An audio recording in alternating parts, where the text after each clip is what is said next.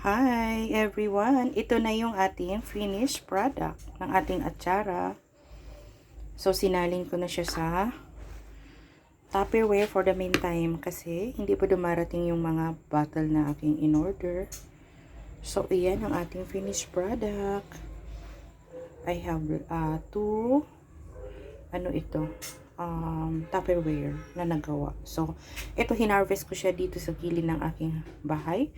Maalala niyo yung tinanim ko sa paso na mga papaya. So, ayan ang aking atsara. This is best one for us to have during holiday season kasi 'di ba mostly ay fatty foods. So, this one, yung atsarang ginawa ko na to ay pang pamilya ito. Mabawang, maluya, mapaminta. So, hindi ito yung pangbenta kong atsara. So, mataas ang timpla nito. So, nakapagpamigay na rin ako sa kapitbahay natin. Ayan, ang ating atsara. So, gawa na rin po kayo. This is organic. And if you want to know, kung hindi po kayo marunong, pwede naman po kayo magtanong sa akin kung paano ko siya ginawa. Ayan.